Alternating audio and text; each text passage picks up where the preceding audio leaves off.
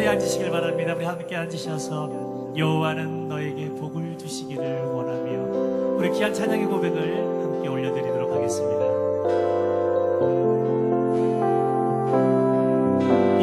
여호와는 너에게 복을 주시기를 원하며 너를 지키시기를 원하시며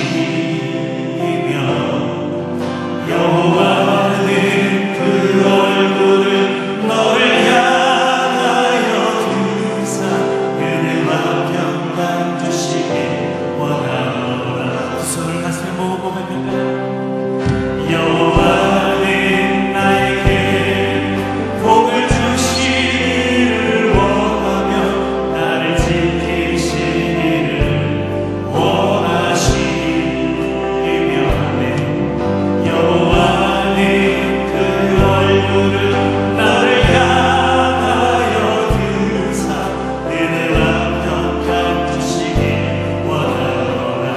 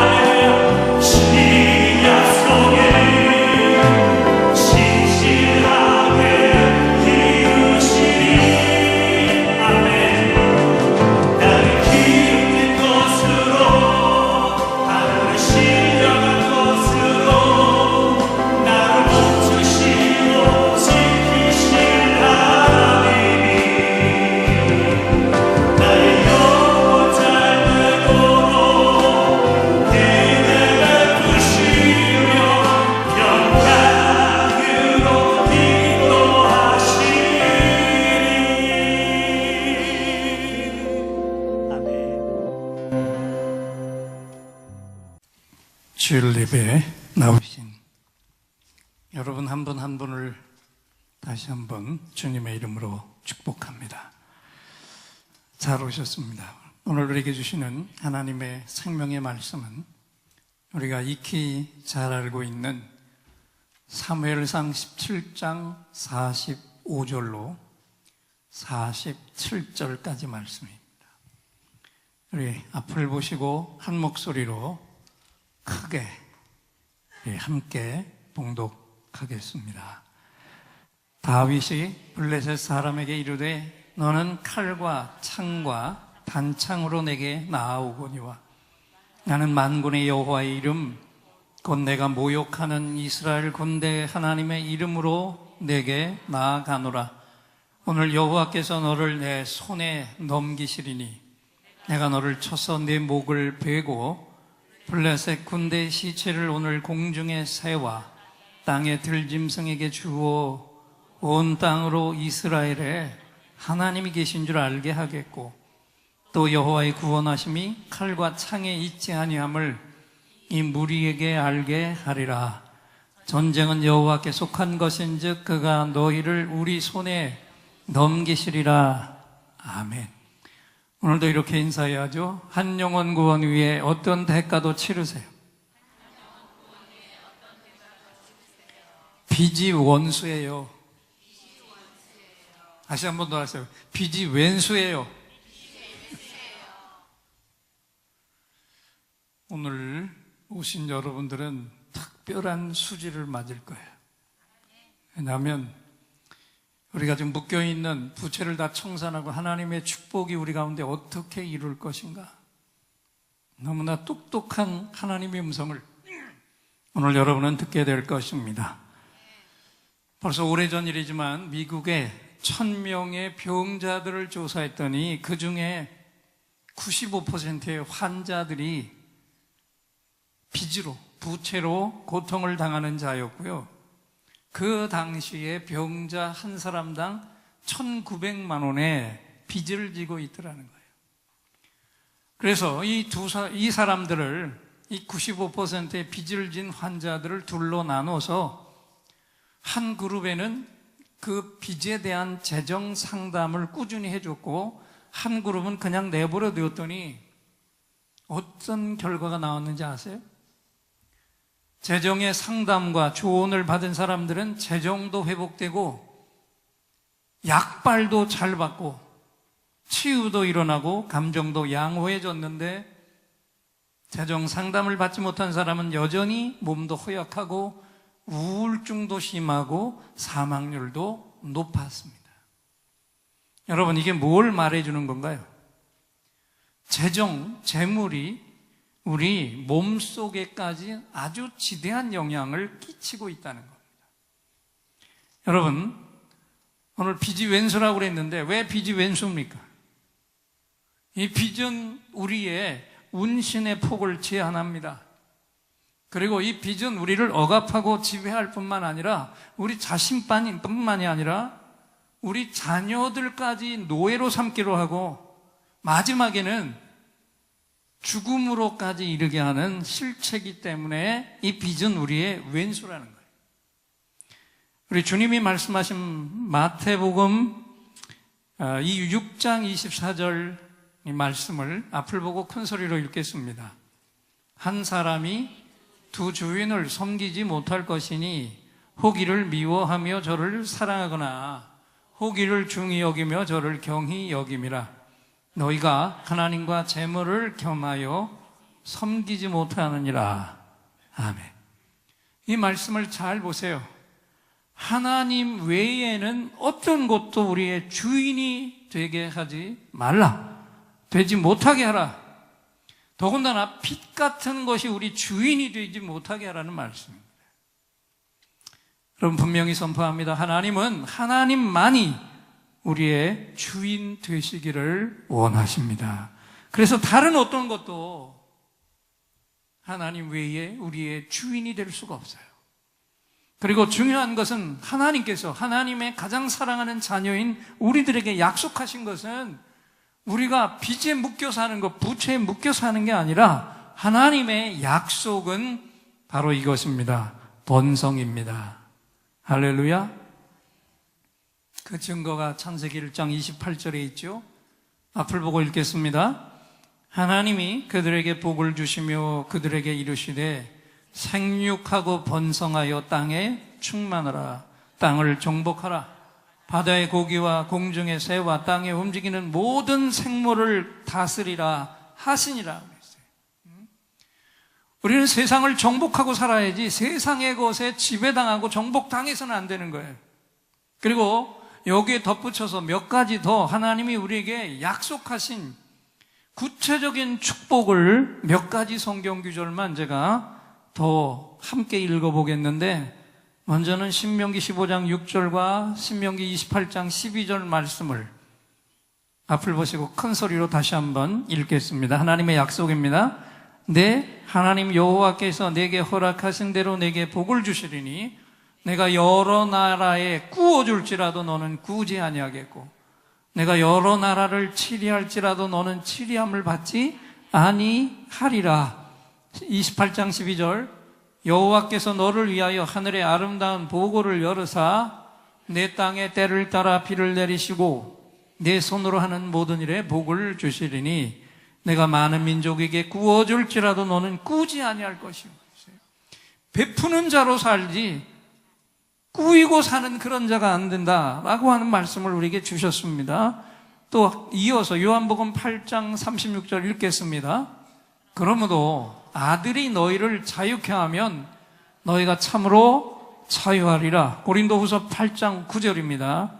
우리 주 예수 그리스도의 은혜를 너희가 알거니와 부요하신 자로서 너희를 위하여 가난하게 되심은 그의 가난함을 인하여 너희로 부요케 하려 하심이니라.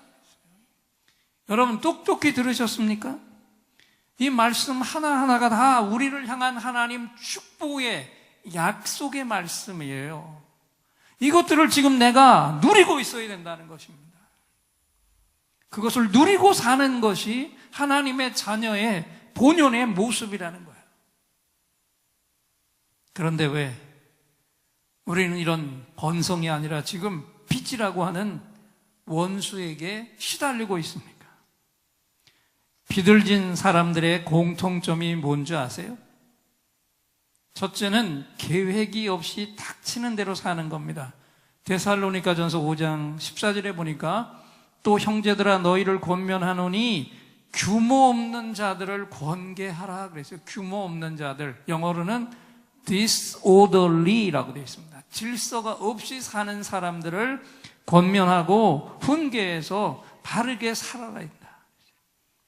또 빚을 지고 사는 사람들의 두 번째 공통점은 뭐냐면 오늘을 즐기고 사는 사람이라서 내일은 내가 어떻게 되든지 별로 상관이 없이 살고 있다는 것이고, 결정적인 것은 세 번째입니다. 빚을 지고 사는 사람들의 결정적인 모습은 뭐냐면 온전한 11조를 거의 안 하고 살아간다는 거예요. 여러분, 10의 1조는 하나님이 율법을 주시기 전부터 존재했다는 사실을 여러분 아십니까? 성경을 보니까 아브라함 때 벌써 10의 1조를 드렸고, 또 야곱이 돌베개 잠을 자는 그 밤에 하나님 앞에 10의 1조의 약속을 드렸어요. 이것은 신의 사늘에서 율법을 받기 500년, 600년 전에 먼저 있었던 일입니다. 이제 오늘 우리 본문으로 돌아가서 사무엘상 17장에 거인 골리앗을 바라볼 때 이 골리앗을 죽인 다윗의 이야기를 오늘 이렇게 조금 관점을 바꿔서 새로운 관점에서 바라보겠는데, 여기 나오는 골리앗을 이렇게 바꿔보자고요. 이걸 지금도 우리를 결박하고 죽이려는 빚으로, 거인 골리앗을 그 엄청난 빚으로 한번 바꿔보자고요. 그렇다고 하면 이 부채는, 빚은 우리가 반드시 죽여야 할 원수고 틀림없고 반드시 싸워 이겨야 할 우리의 대적입니다. 공감하십니까? 사무엘상 17장 1절 말씀을 읽겠습니다. 블레셋 사람들이 그 군대를 모으고 싸우고자 하여 유다에 속한 소고에 모여 소고와 아세가 사이에 에베스담밈에 진침해 그랬어요. 어둠에서 블레셋 진영이 엄청난 군대가 나와서 이스라엘 앞에 진을 쳤어요. 자, 오늘도 이 빚을 가지고 있는 어둠의 세력이 우리 속에 진을 치면 어떤 일이 일어날까요? 구체적으로 예를 들어서 빚이, 부채가 우리 삶 속에서 큰 영향력을 행사하면 어떤 일이 일어나느냐. 그 빚에 묶이거나 결박을 당하면 하나님의 자녀들인 우리로부터 먼저 찬양이 사라지고 감사가 사라집니다. 그리고 두려움과 절망감에 휩싸이게 돼요. 하나님의 자녀인데도 불구하고입니다. 사무엘상 17장 2절 3절을 다시 읽겠습니다. 사울과 이스라엘 사람들이 모여서 엘라 골짜기에 진치고 블레셋 사람을 대하여 항오를 벌였으니 블레셋 사람은 이편 산에 섰고 이스라엘은 저편 산에 있고 사이에는 골짜기가 있었더라. 골짜기 하나를 두고 이스라엘과 블레셋이 대적했는데 저쪽은 어마어마한 군사가 나와 있습니다. 그래서 전쟁도 하기 전에 하나님의 백성인 이스라엘이 이미 두려움 속에 깊이 빠져버렸어요. 그 두려움 속에서 완전히 주눅이 들어서 허리조차 제대로 펴지 못했습니다. 골리앗은 그만큼 강력한 대적이었어요. 그 앞에서 하나님의 백성들이 마치 꽁지가 빠진 새처럼 아예 싸움도 하기 전부터 초죽음이 되어 있었습니다. 그런데 여기 정말 중요한 진리가 있습니다. 이 두려움에 골짜기에 깊이 빠져 있을 바로 그때가 믿음의 사람들에게는 골리앗을 죽일 수 있는 절호의 찬스였습니다. 믿으시기 바랍니다. 다시 한번 얘기합니다. 우리 한번 따라 하시죠. 가장 절망적인 그때가 나에게 승리의 기회다. 할렐루야. 내가 가장 절망적인 그때가 하나님을 가장 강력하게 의지할 수 있고, 그러면 하나님이 가장 크게 역사하실 수 있는 기회라는 거예요. 여러분, 지금 내가 재정이 어려운 골짜기에 빠져 있습니까? 빚 때문에 모든 것에 문제가 생겨버렸습니까? 빚 때문에 세상 사는 게 정말 힘들고 어렵습니까? 그렇다면 바로 지금이 빚이라는 거인을 쳐서 쓰러뜨릴 수 있는 절호의 찬스라는 것을 믿으시기 바랍니다. 그렇게 하려면 먼저 여러분을 묶고 있는 빚을 향해서 거룩한 분노를 품으시기를 축원합니다. 사무엘상 17장 26절을 읽겠습니다. 다윗이 곁에 서 있는 사람들에게 말하여 이르되 이 블레셋 사람을 죽여 이스라엘의 치욕을 제거하는 사람에게는 어떠한 대우를 하겠느냐? 이 할례 받지 않은 블레셋 사람이 누구이기에 살아 계시는 하나님의 군대를 모욕하겠느냐? 다윗이 가진 거룩한 분노 보세요. 많은 사람들이 두려움 속에서 전전긍긍하고 있을 때 다윗 속에는 뭐가 끌어올랐습니까? 분노, 거룩한 분노가 끌어올랐어요. 오늘 하나님의 자녀들인 저와 여러분이 우리를 묶고 있는 부채와 빚을 향해 가져야 할 거룩한 분노인 줄 믿습니다. 우리를 묶고 있는 이 원수를 향해서 거룩한 분노가 끌어올라야 된다는 거예요. 옆에 앉아 있는 분을 향해서 이렇게 말씀해 주세요. 부채를 분노하세요. 번영은 꿈도 꾸지 말라고 모욕하는 원수를 향해서 우리는 우리 속에서 거룩한 분노가 끌어올라야 돼요. 사무엘상 17장 44절 말씀을 다시 한번 또 읽겠습니다. 또 이르되 내게로 오라.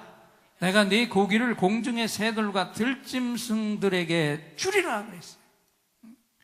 골리앗이 이스라엘 앞에 와서 혼자 나와가지고 내게로 오라. 내가 너희들을 다 죽여가지고 네 고기를 공중의 새들과 들짐승에게 주겠다 위협을 했습니다. 여러분, 빚이 왜 왼수입니까? 빚은 우리를 따라다니면서 계속해서 말합니다. 여러분, 골리앗의 이름의 뜻이 뭔지 아세요? 공교롭게도 골리앗의 이름은 앞일을 예언하는 자라는 뜻이에요. 자, 한번 생각해보세요. 이거 어마어마한 이게 무슨 아이러니가 여기 있는 거 아닙니까?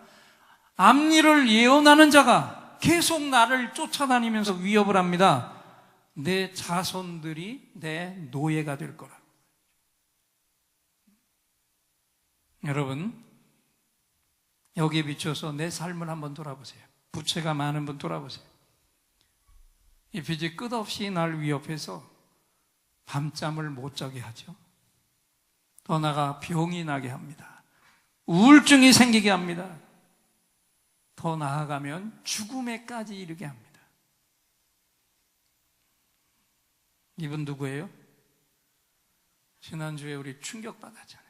야구 해설위원, 기가 막히게 야구를 해설을 잘하는 하일성 씨. 야구에는 정말 천재인데 이 천재가 빚 때문에 목숨을 끊고 말았단 말이에요. 빚의 정체가 결국은 이런 거예요. 이런 거. 그러나 여러분, 저와 여러분은 이 빚을 죽일 수 있습니다. 할렐루야. 그 방법을 이제부터 들어보자고요. 사무엘상 17장 45절로 50절까지 함께 읽겠습니다. 다윗이 블레셋 사람에게 이르되 너는 칼과 창과 단창으로 내게 오거니와 나는 만군의 여호와의 이름 곧 내가 모욕하는 이스라엘 군대의 하나님의 이름으로 내게 가노라. 오늘 여호와께서 너를 내 손에 붙이시리니 내가 너를 쳐서 네 머리를 베고 블레셋 군대의 시체로 오늘날 공중의 새와 땅의 들짐승에게 주어 온 땅으로 이스라엘에 하나님이 계신 줄 알게 하겠고 또 여호와의 구원하심이 칼과 창에 있지 아니함을 이 무리로 알게 하리라. 전쟁은 여호와께 속한 것인즉 그가 너희를 우리 손에 붙이시리라. 블레셋 사람이 일어나 다윗에게로 마주 가까이 올 때 다윗이 블레셋 사람에게로 마주 그 항우를 향하여 빨리 달리며 손을 주머니에 넣어 돌을 취하여 물매로 던져 블레셋 사람의 이마를 치매 돌이 그 이마에 박히니 땅에 엎드러지니라. 다윗이 이같이 물매와 돌로 블레셋 사람을 이기고 그를 쳐 죽였으나 자기 손에는 칼이 없었더라. 아멘. 참 여기 오묘합니다. 전쟁에 나갔는데 칼이 없이 승리했어요. 칼 가지고 싸운 게 아니에요. 그런데 그 거인이 죽었습니다. 칼도 없는 다윗에게. 그래서 여기에 우리가 부채를 끊어버리고 승리하는 비결이 있는데, 첫째는 뭐냐면 이 빛과의 전쟁, 부채와의 전쟁은 내 전쟁이 아니라 누구에게 속한 전쟁이라고 선포해야 돼요? 여호와 하나님께 속한 전쟁이다. 할렐루야. 우리는 칼로 싸우는 자가 아닙니다. 무엇으로 싸워야 됩니까? 큰 소리로 따라하자. 나는 만군의 여호와 이름으로 싸우리라. 할렐루야. 여호와의 이름으로 싸우면 승리하는 거예요. 그 다음에 두 번째, 다윗이 들고 나간 무기가 뭐였냐고요? 칼도 없이 나가서 승리한 그 무기가 뭐였어요? 물맷돌 하나, 자기에게 너무 익숙한 것, 자기가 늘 가지고 있다는 것. 여러분, 우리의 부채는 바로 내가 가지고 있는 지극히 작은 것, 거기에서부터 청산될 수 있다는 것을 깨달으시기를 축원합니다. 오늘도 내가 그 부채를 깨뜨릴 가장 중요한 무기를 내가 지금 지니고 있어요. 열왕기하 4장 1절로 6절을 다시 한번 읽습니다. 선지자의 제자들의 아내 중에 한 여인이 엘리사에게 부르짖어 이르되 당신의 종 나의 남편이 이미 죽었는데 당신의 종이 여호와를 경외한 줄은 당신이 아시는 바니이다. 이제 빚준 사람이 와서 나의 두 아이를 데려가 그의 종을 삼고자 하나이다 하니 엘리사가 그에게 이르되 내가 너를 위하여 어떻게 하랴? 내 집에 무엇이 있는지 내게 말하라. 그가 이르되 그의 집 종의 집에 기름 한 그릇 외에는 아무것도 없나이다 하니 이르되 너는 밖에 나가서 모든 이웃에게 그릇을 빌리라. 빈 그릇을 빌리되 조금 빌리지 말고 너는 내 두 아들과 함께 들어가서 문을 닫고 그 모든 그릇에 기름을 부어서 차는 대로 옮겨 놓으라 하니라. 여인이 물러가서 그의 두 아들과 함께 문을 닫은 후에 그들은 그릇을 그에게로 가져오고 그는 부었더니 그들을 그릇에 다 찬지라. 여인이 아들에게 이르되 그 또 그릇을 내게로 가져오라 하니 아들이 이르되 다른 그릇이 없나이다 하니 기름이 곧 그쳤더라. 자, 엘리사의 그 종 중에 선지자입니다. 선지자, 예비 선지자입니다. 죽었는데 그 남편이 이 죽은 자가 지고 간 미즈를 놓고 이 체주가 와가지고 아이를 노예로 종으로 삼겠다고 할 때 이 여인의 어머니의 심정을 한번 생각해 보세요. 남편도 죽었는데 빚 때문에 자식 둘을 종으로 노예로 뺏겨야 될 때 얼마나 가슴이 찢어지고 하늘이 무너졌겠나. 그래서 엘리사를 붙들고 그 통사정했을 때 엘리사가 나가서 네 집에 있는 게 무슨 뭐냐? 우리 집엔 지금 기름 한 그릇밖에, 한 병밖에 없습니다. 그래, 그러면 나가서 마을에 다니면서 모든 그릇을 다 빌려오라. 그리고 문을 닫고 부어지는 대로 기름병을 옮겨 놓으라 그랬을 때 여기 기적이 일어나잖아요. 빚쟁이는 빚으로 자녀들까지 노예 삼으려 했습니다. 그런데 뭘 가지고 거뜬히 해결했습니까? 따라합시다. 내 집에 무엇이 있는지 내게 말하라. 다른 것으로 해결하지 않았어요. 지금 나에게 남아있는 것, 지극히 작은 것, 그것을 가지고 해결했습니다. 그것으로 충분했습니다. 할렐루야. 마지막 나에게 남아있는 기름 한 병, 이것이 부채로 자녀까지 노예로 뺏길 수밖에 없는 과부가 본성으로 나아간 축복의 씨앗이었다. 여러분, 오병이어의 기적 때도 잘 알고 계시잖아요. 주님이 제자들에게 뭐라고 말씀하셨습니까?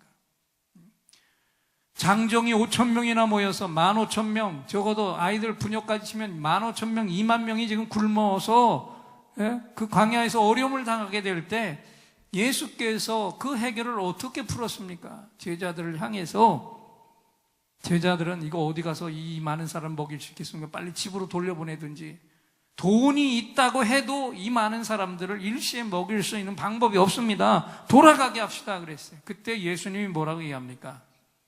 한번 따라합시다. 너희가 가진 것을 주어라. 너희가 지금 가지고 있는 그것을 주어라. 그래서 그때 드린 게 뭐였어요?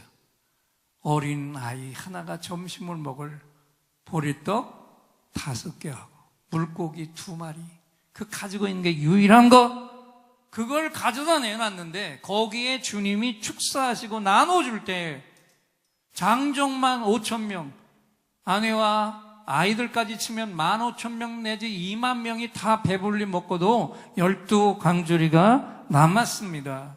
할렐루야. 그 기적도 가지고 있는 그것을 주님 앞에 온전히 드릴 때 일어난 기적이에요. 오늘도 우리가 내 모든 부채를 청산하고 번성을 향해 나아가는 출발의 씨앗은 다른 데 있지 않아요. 지금 내가 가지고 있는 것 중에 아직도 내게 남아있는 가장 작은 것 하나, 그것으로부터 내 원수 부채와 빚은 청산된다. 할렐루야. 믿으시기 바랍니다. 다윗에게 남아있던 가장 작은 것 하나, 골리앗을 쳐서 죽일 수 있었던 가장 강력한 것 하나, 그게 뭐였습니까? 물맷돌 하나였어요. 이것이 축복의 씨앗이었고 원수를 죽이는 가장 강력한 무기였습니다. 할렐루야. 그렇다면 여러분, 오늘 우리가 묶여있는 모든 부채를 죽이고 번성을 향해 나도 나아갈 수 있는 가장 작은 물맷돌 하나, 그게 무엇일까요? 앞에 걸 다 잊어버렸어도 가장 중요한 오늘 말씀의 결론입니다. 바로 이것입니다. 할렐루야. 한번 따라합시다. 10의 1조. 나에게 남아있는, 내가 가지고 있는 이 확실한 물맷돌을 들어서 왼수 빚의 골리앗의 정수리를 내려치시기를 바랍니다. 할렐루야. 말라기서 3장 10절, 11절, 12절 하나님이 우리에게 약속하신 말씀이죠. 읽겠습니다. 만군의 여호와가 이르노라. 너의 온전한 11조를 창고에 들여 나의 집에 양식이 있게 하고 그것으로 나를 시험하여 내가 하늘 문을 열고 너에게 복을 쌓을 곳이 없도록 붙지 아니하나 보라. 하나님이 우리를 향해서 유일하게 시험해보라고까지 한 약속이 뭐냐? 10의 1조. 우리가 다 무너져도 우리가 그 무너진 속에서 일어날 수 있는 것은, 모든 재정의 축복은 어디서부터 시작된다? 온전한 10의 1조로부터 시작이 된다. 만군의 여호와가 이르노라. 내가 너희를 위하여 황충을 금하여 너희 토지 소산을 멸하지 않게 하며 너희 밭에 포도나무의 과실로 기한 전에 떨어지지 않게 하리니 너희 땅이 아름다워짐으로 열방이 너희를 복되다 하리라. 만군의 여호와의 말이니라. 할렐루야. 여러분, 지금까지 우리가 무엇을 하든지 열심히 했는데 부채만 쌓인 게 무엇 때문입니까? 아무리 내가 긁어 모아도 내 손에 남은 건 부채뿐이었던 이유가 무엇이냐? 아무리 노력해도 결국 남은 거는 빚, 부채뿐이었던 이유가 무엇입니까? 들어왔지만 다 날아가 버렸기 때문에요. 들어오는 건 있었는데 더 나간 게 더 많았다는 거죠. 말라기의 말씀처럼 내가 피땀 흘린 그 열매를 황충이 와서 다 갉아 먹어버렸기 때문에. 그래서 어떤 열매는 익기도 전에 열매가 다 땅으로 떨어집니다. 또 익었는데 그 열매를 내가 따기도 전에 다른 짐승들이 다 와서 먹어버리잖아요. 비유해서 내 삶과 한번 비교해 보세요. 성경 말씀이 이렇게 어떻게 한치의 오차도 없이 글자 그대로 정확하지 않습니까? 그렇다면 여러분, 하나님이 약속하신 온전한 11조를 하면 그럼 어떻게 됩니까? 어떻게 될까요? 갉아먹는 황충의 입을 하나님이 막아 버리십니다. 할렐루야. 열매가 익기도 전에 떨어지는 일을 하나님이 막아주시는 거예요.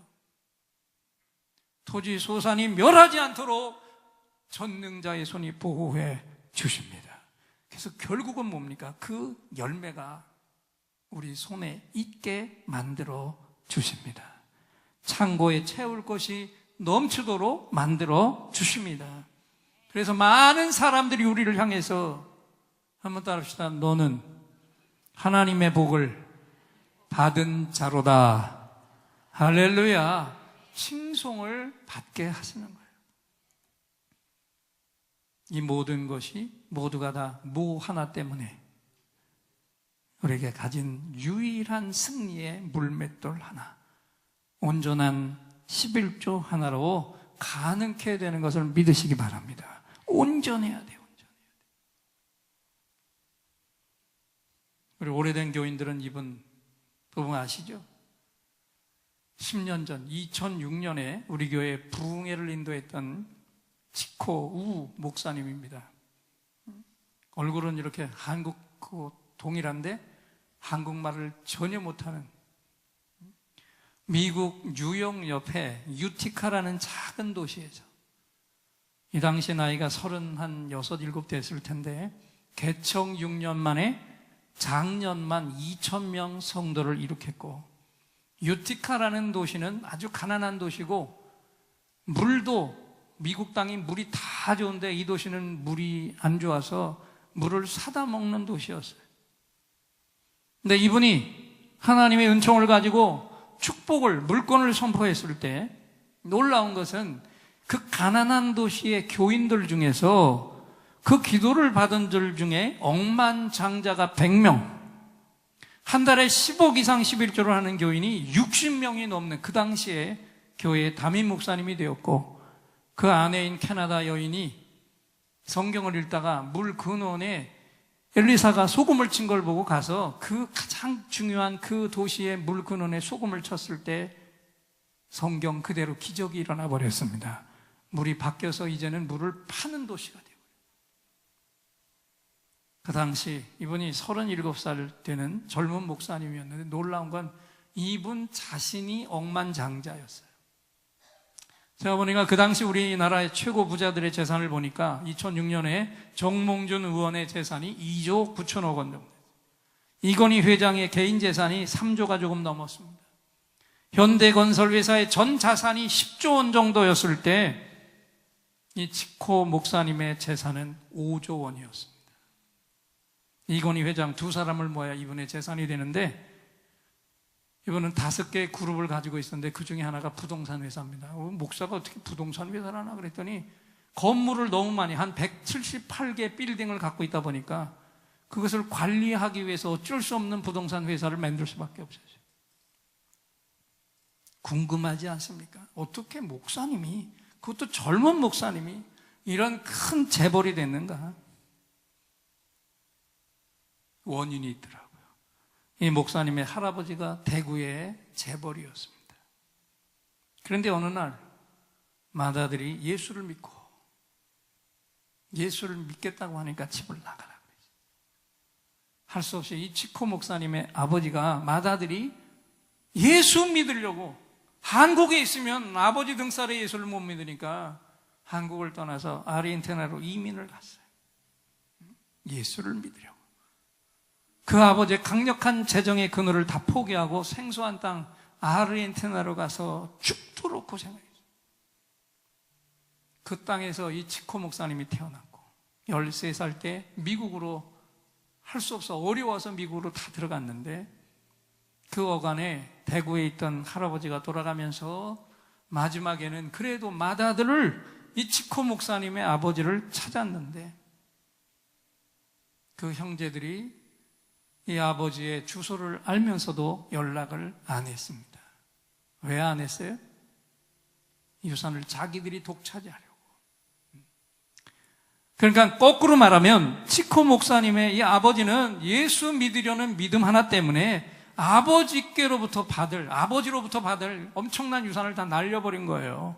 그런데 예수 믿으려고 해서 그 재산을 날렸더니 하나님의 엄청난 상급이 이분의 아들인 치코 목사님에게 그 아버지가 부은 유산에 비교도 안 될 엄청난 축복을 부어주신 줄 믿습니다.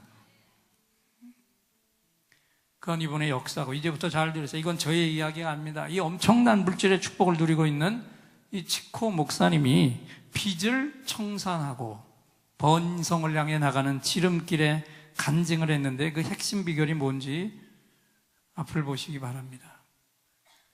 모든 축복은 온전한 11조를 하는 데서 시작된다.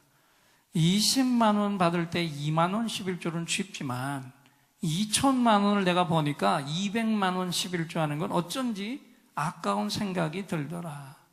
그런데 사실 따져보라. 200만 원을 드리고도 1,800만 원이나 남아있으니 얼마나 감사한 일인가. 그래서 아까운 생각이 들었지만 생각을 바꿨다. 그러고 나니까 2억을 벌었을 때 2천만 원 11조 하는 것도 쉬워지더라. 그래서 언제나 온전한 11조를 드렸는데 그것만으로 이처럼 나는 억만장자가 되고 말았다. 할렐루야. 온전한 11조의 물맷돌 하나, 이것 하나로 충분한 것을 믿으시기 바랍니다. 여러분, 이것이 축복의 진리인 거예요. 다른 건 없어요. 그리고 이 목사님이 우리나라 100원짜리 동전을 이만큼 갖고 왔어요. 세미나, 컨퍼런스를 하면서. 이거보다 더 많은 거, 이건 제가 주신 거고. 그리고 컨퍼런스를 하면서 잘 보세요. 100원짜리 하나를 들었어요. 쌓아놓고. 이 작은 것 하나 보입니까? 예? 얼마짜리인지 보이세요? 이 안에 들어있던 거 하나야.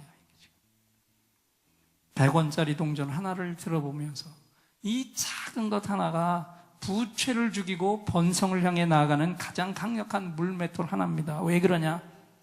이 작은 100원짜리 하나가 왜 위대한 물맷돌 하나이냐?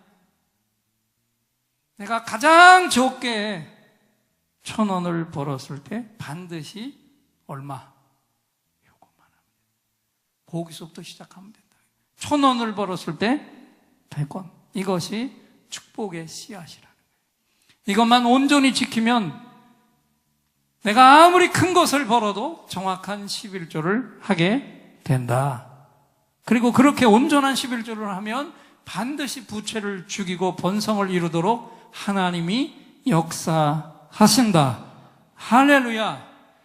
믿으시기 바랍니다. 아마 여러분 주머니에도 100원짜리가 있겠지만 제가 들고 있는 이 100원짜리는 그 100원짜리와는 전혀 다른 겁니다. 왜?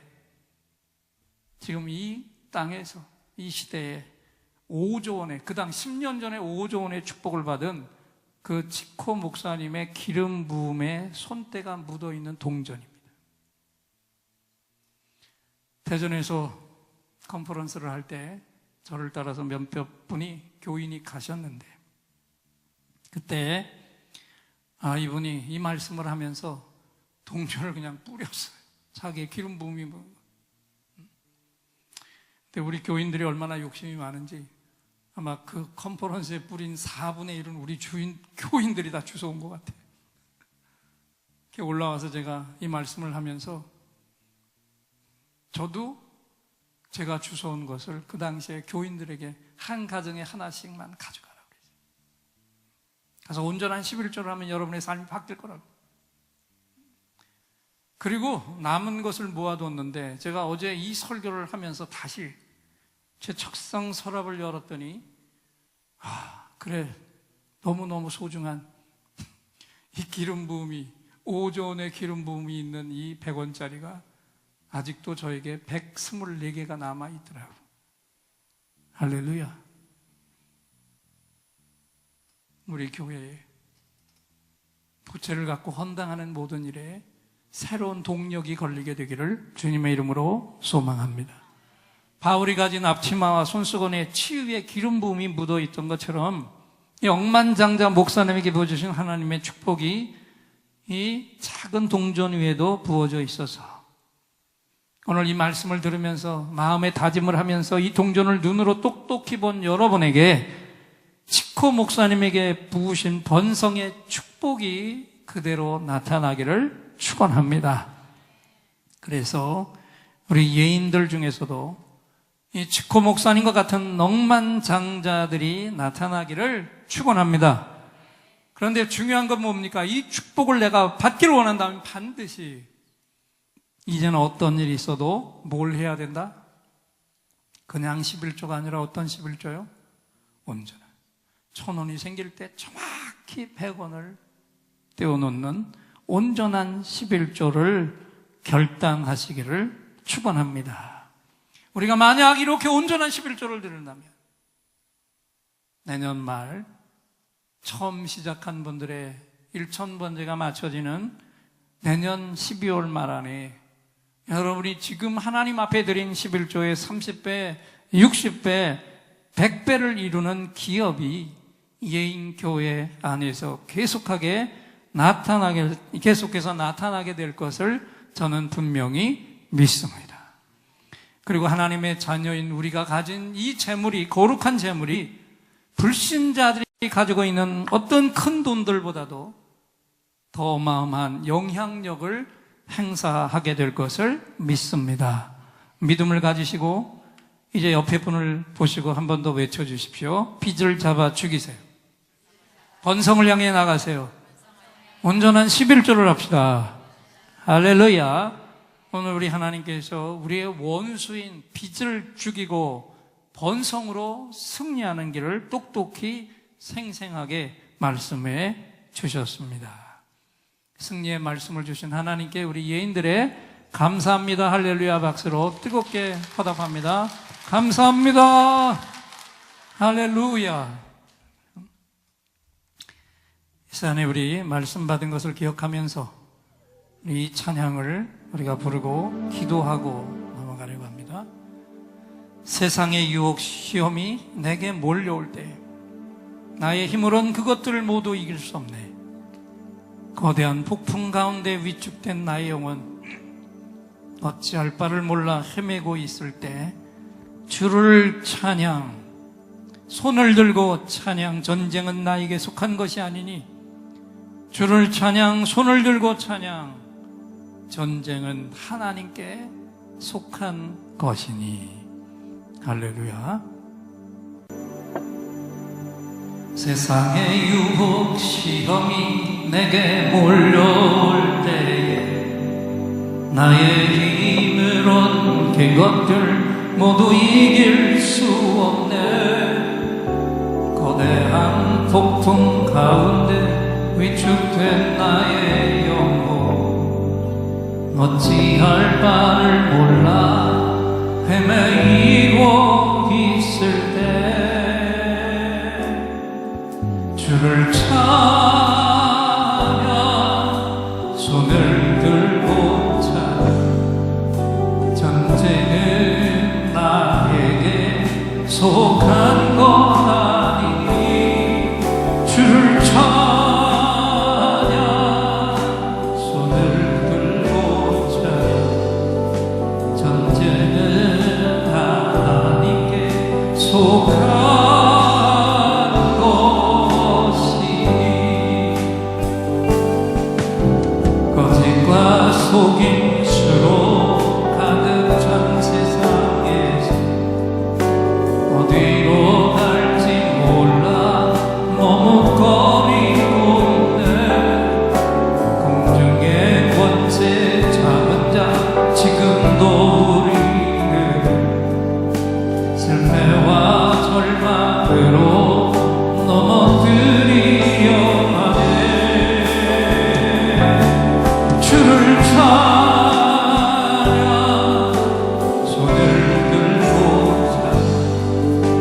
전쟁은 나에게 속한 것 아니니 주를 찬양 손을 들고 찬양 전쟁은 하나님께 속한 것이니 주위를 둘러보면 아무도 없는 듯 믿음의 눈을 돌면 보이는 분 계시네. 지금도 내 안에서 역사하고 계시는 사망과 어둠의 권세 물리치신 예수님 주를 찬양 손을 들고 찬양 전쟁은 나에게 속한 것 아니니 주를 찬양 손을 들고 찬양 전쟁은 하나님께 속한 것. 세상의 유혹 시험이 오른손을 들고 찬양합니다. 세상의 유혹 시험이 내게 올려올 때 나의 힘으론 그것들 모두 이길 수 없네. 거대한 부채 가운데 위축된 나의 영혼 어찌할 바를 몰라 헤매이고 있을 때 두 손을 높이 드시고 주를 찬양 손을 들고 전쟁은 나에게 속한 것 아니니 주를 찬양 손을 들고 전쟁은 하나님께 속한 것이.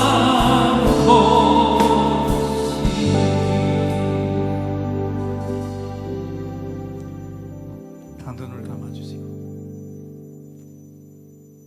오늘 말씀을 받으면서 마음에 감동을 받은 분들, 아, 이렇게 하면 나를 묶고 있는 부채를 내가 이길 수 있겠구나. 감동을 받은 그대로 하나님이 주신 그 명령과 축복을 내가 온전히 그대로 받아들이겠다 하는 분들은 조용히 모두가 눈 감고 있습니다. 오른손을 들어주세요. 정말 결단을 하고 드세요. 온전한 것을, 나에게 남은 물맷돌 하나, 여기서 내 삶이, 내 기업이 하나님의 능력으로 바뀌어지는 겁니다. 손 내리십시오. 하나님, 부채가 무엇인가를 똑똑히 우리에게 보여주신 것 감사하고, 이제 우리가 기도할 때마다 우리를 묶고 우리 자녀들까지 묶을 수 있는 이 원수를 대적하는 기도를 하게 하시고, 그리고 이 모든 것으로부터 벗어나 번성에 이르는 것은 하나님이 약속하신 그 축복, 온전한 10의 1조라는 것 깨달아 싸우니 행하게 하시옵시고, 그 기업에 정말 1,000번지 안에 11조 100만 1000만 1억 이상의 기업들이 오늘 손을 든 귀한 종들 가운데서 드러나게 하여 주시옵시고, 이 재단이 묶여있는 모든 부채로부터 벗어나 온전한 부흥과 헌당을 이루게 하시옵시고, 귀한 고백을 한 성도들을 통해서 온전히 이루시옵소서. 예수님의 이름으로 기도합니다. 이제 또다시 특별한 선물을 받을 시간이죠. 긴급히 응답받을 기도 제목을 가지고 오신 분들과 깊은 상처의 치유가 필요한 분들은 두 손을 가슴에 얹어주시고, 몸에 질병이 있는 분들은 그 질병이 있는 부분에 손을 얹어주세요. 여러분의 응답과 치유를 위해 하나님을 향해 제가 간절한 찬양을 올려드리고, 하나님이 주시는 응답을 확신의 찬양으로 선포할 때 이 시간에 최고의 치유, 최고의 응답이 선물로 부어질 것입니다. 믿음의 손을 얹으십시오.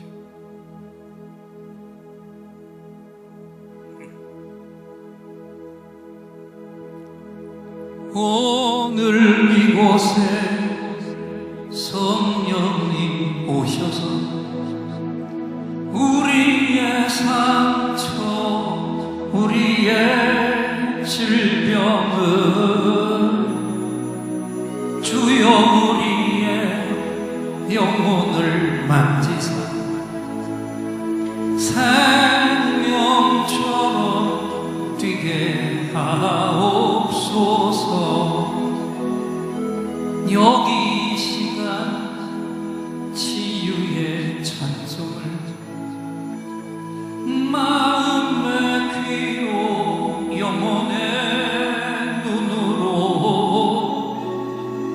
오직 주님을 찾는 이 가슴에 영원하신 분을 만나리라. 아픈 사람들 여기에 있어요. 이 노래 듣고 소망을 가져요. 주여 불쌍히 여기어 주시사 치유의 힘 받게 하옵소서. 내가 너희에게 치유를 주노라. 세상이 빼앗을 수 없는 치유를, 오 너희의 아픔과 상처 하늘의 빛으로 치료하여 주노라. 일어나라 소망으로, 일어나라 예수를 믿음으로. 너의 믿음대로 되는 나라에서 하늘의 문이 열려 모든 병이 사라지네. 하늘의 문이 열려 모든 문제 응답되네. 예수 안에서 치료하소서. 예수 안에서 응답하소서. 예수 안에서 살게 하소서. 예수 안에서 일으키소서.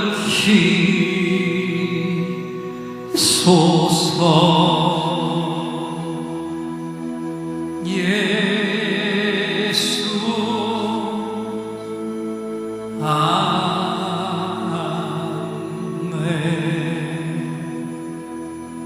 내가 채찍에 맞음으로 너희가 나음을 입었도다.